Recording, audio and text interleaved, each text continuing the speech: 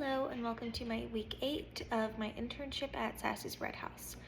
This week consisted of me hosting, shadowing the managers, and learning more about bar. I learned how to pour the beers. I learned a couple of just the most popular drinks such as espresso martini, Manhattan, all of those things. So I really focused on those, on how to get those right. And then for the videos that I watched this week, the one by Simon Sinek, I believe I'm saying that right, with the performance and trust in the workplace. I thought it was interesting that there are a lot of high performance but low trust people in business, and that's mostly what you will find. The most highest performing person in a company usually has low trust, and most people don't like them. And there's not a lot of medium performance and high trust, which is what you would want more besides for the high performing and high trust. But if you do find one of these, you need to keep them in your company, like hold on to them is what he was saying. He made a joke out of it. But yeah, he was saying that they're really hard to find, but that's what you want in a company. And then in my next video on the 8 tips of how to be professional and accomplish being a good employee in your company. So she gave 8 things that you need to be professional. The first one was honesty. Just some key takeaways that I took from each of these was honesty was taking responsibility for your own actions so your team can trust you.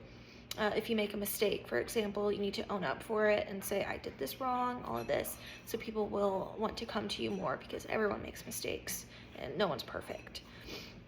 For communication, which is the next one, communication is the paramount to be seen as professional in the workplace. And a lot of workplaces have different types of communications or things that they want to be communicated in their workplace. It really just keeps the whole company together or your employees together. The next one is interest. So you need to show interest at your workplace. You need to ask questions, be interested in the goals that company has. Just show determination about these goals in this company to have success in the company. Like, you need to bring something to the plate, or else you're just not considered professional, or you're uninterested in it, and they probably won't rely on you to get things done. Accountability is the next one. She was basically saying it's essential to follow through on commitments and all of your promises that you make. She did say if you can't follow through on these commitments, you need to come up and say that you can't do that, so people will know that even if you can't get these done, you are still taking accountability for not meeting your end. But she did emphasize on don't make commitments or promises that you know that you can't keep, which I think is very important. I also think it's important to know what you can and can't do going into a workplace, so I will keep that in mind for myself. The next one was boundaries.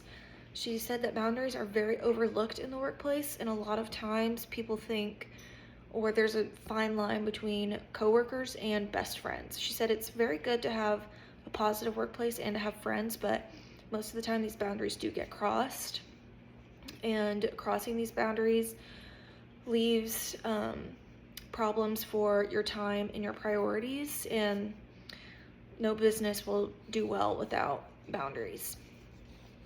Respect. It also plays into boundaries. Boundaries help with respect. Without respect, the workplace will fall apart. If your coworkers feel like you don't respect them, they will start to dislike you, is what she was saying.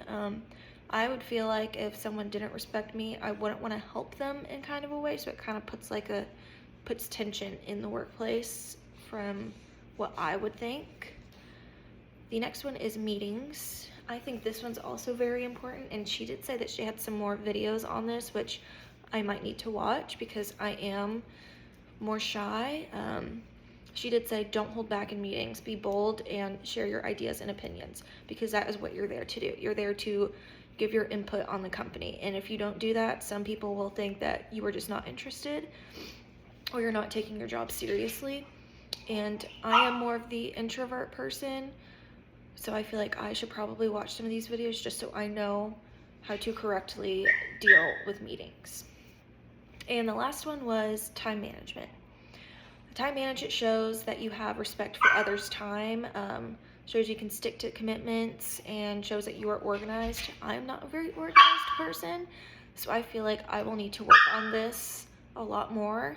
And like I said before, I'm probably going to go back and watch some of her other videos on all of these tips. So thank you for listening to my vlog of the week. Bye.